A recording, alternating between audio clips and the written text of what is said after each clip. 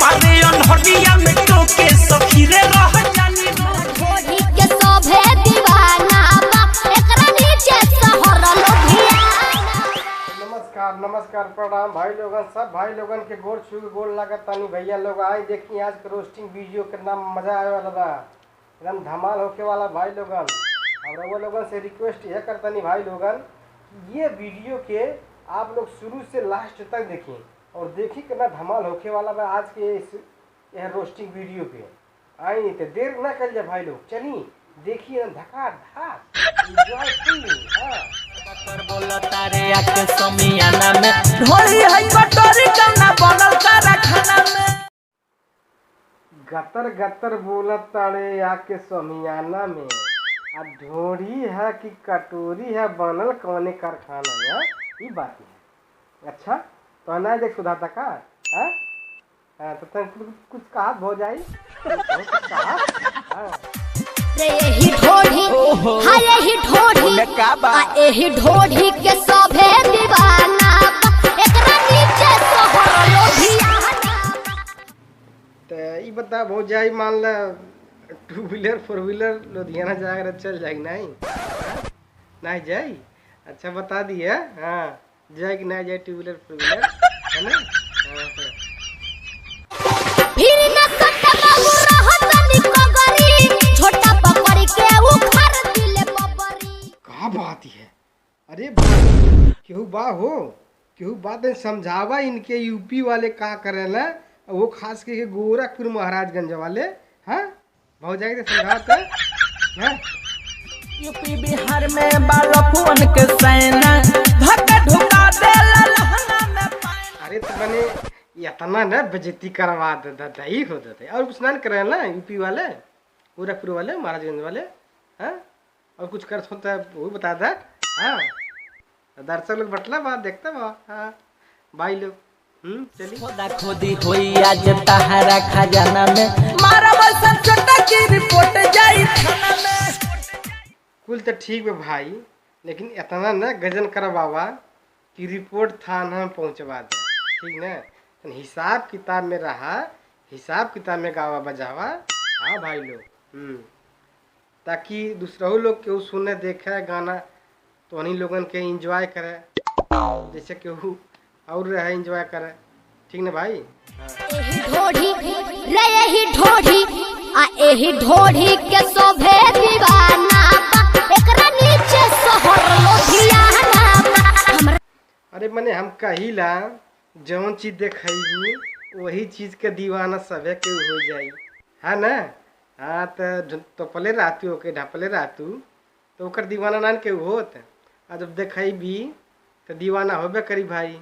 तोहरा ढोढ़ी के सभे दीवाना बा, ओकरा नीचे शहर लुधियाना बा, बतावा। अच्छा लुधियाना ना देख ले बटी भाई बहन। हाँ लेकिन प्रयास कर हो जाई। हाँ कद दाएँ ढुक जाए दिया मरे के अपने शहर लुधियाना में। कैसे खेला तो कैसे पबजी खेला भाई, वो कोनो दूसरा स्टाइल वाला खेल ले का। आवला हंगा उठा के चुमा ले लो राजा जी, आवला हंगा उठा के चुमा ले लो। ये कौन स्टाइल, अरे बाप रे बाप। आवला हंगा उठा के चुम्मा ले ला राजा जी, लहंगा हम कौन चुम्मा मिली हो।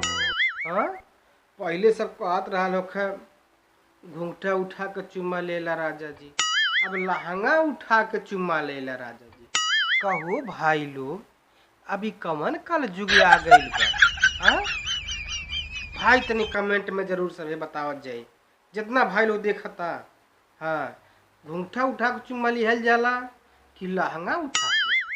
बाप रे बाप घोर कल जुग आई गई है भाई लोग। हाँ ऐसे ना बाजी तू खेलो राजा जी, तू खेलो राजा जी, आवला हंगा उठा के चुमा ले लो राजा जी। भाई बस कर, ढेर कल जुग आ गई बा, आगहू चल आगहू कुछ बढ़ भाई।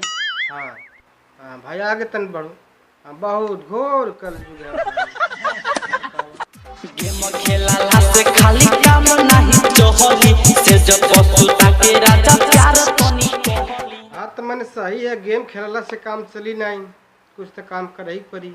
हाँ भाई कुछ काम करा तबे काम चली, कुछ काम करा व्यवस्था हो खाना पीना का, ओकरे बाद तो माला मेहरियो भाई ना। हाँ भाई तनी अपने मेहरियो देखा, ध्यान दे भाई। हाँ ऐसा न करा तनी मेहरारू के दुख दर्द तनी बुझा। हाँ हाथ हो गइल बा भाई, हाथ हो गइल बा। तनी ये बताओ का भौजी का कहलू हो? हाँ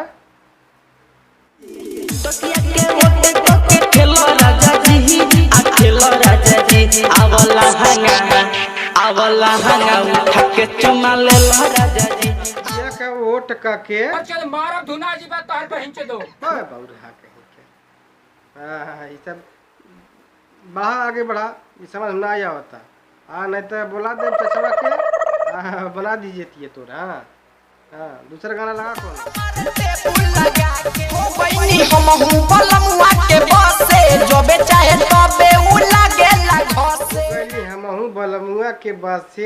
चाहे तबे लागेला घास। भैंस गुरु नान बलबटू घासे लगी तनी भाई, तो हंसले मजबूर न करा। हाँ का करी बेचारा?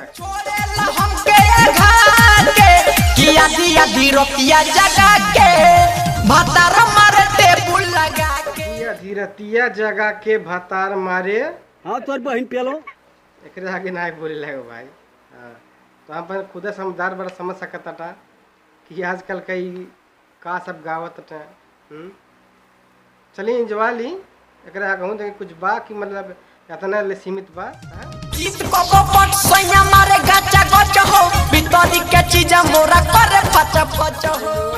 हम रउरा सबे से माफी मांगा तनी भाई लोग, बताइए ऐसा गाना जो के हमार पटनरवा प्ले कर दिला। चलिए भाई लोग ऐसा मतलब मनोरंजन खातिर सब गाना बनेला, लेकिन इतना न हद कर दे सिंगर लोगन कि मने हाँ जनता गरिया का घा जा। हाँ बतावा चला भाई दूसरा कोनो प्रोजेक्ट दिखाओ, बहुत बकवास गाना रहा भैया लोग। हाँ तो हम पर अच्छा लगी भाई, रिवर्स करके देख लिया, हमको तो अच्छा ना आई बा, मतलब थोड़ा इंटरटेन के नाते जो कहते हैं पहले हो ही गई। तो चल भाई अब न पले करे इस गाना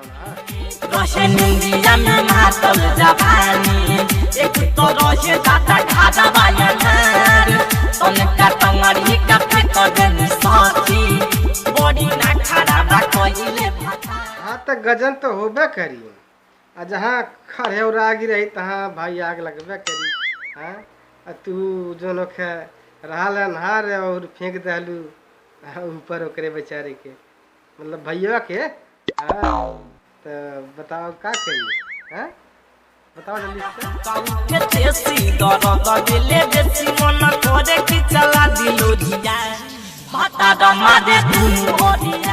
अब तो का कालू है भौजाई भातार मारे। हाँ दोनों ओरिया ये कौन स्टाइल है भाई? तो यहाँ पे सुना होता है। हरिया में टोके सखी रे रह जानी रोके, मारियन हरिया में टोके सखी रे रह जानी रोके, मारियन हरिया में टोके सखी हो रही जानी रोके। तो बताओ दूसरो स्टाइल तो होला ना मरवा लेके। आजकल तो लोग फेसबुक पे ऑनलाइन होके मारा मारी करता था। कि दूसर कोनो मारा मारी है?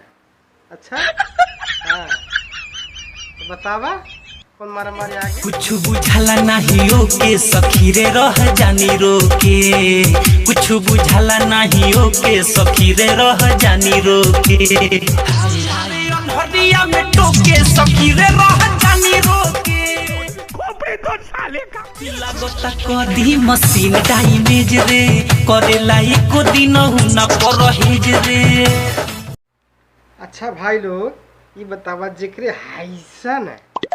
हाइसन मशीन रही परहेज करी हो। अच्छा चला जाए तो भाई लोग तो हमारी जबनिया फिसल जाता भाई, का करी? हाँ देखा हाँ।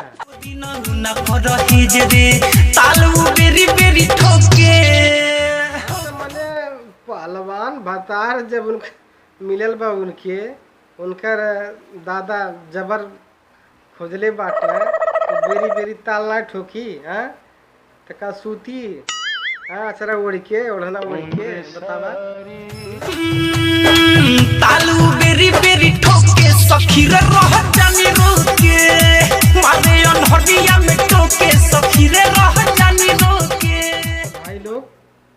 आशा करते ही आप सबन के ई वीडियो बहुत सुंदर लागल हुई।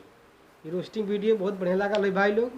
अगर बढ़िया लागल हुई तो हमारे चैनल के सब्सक्राइब कर दिया जाई और लाइक शेयर कमेंट तो भाई जरूर लिखल जाए, तब ना पता चली कि हाँ भाई लोगन के हमार वीडियो बनावल पसंद आवता कि नहीं आवता।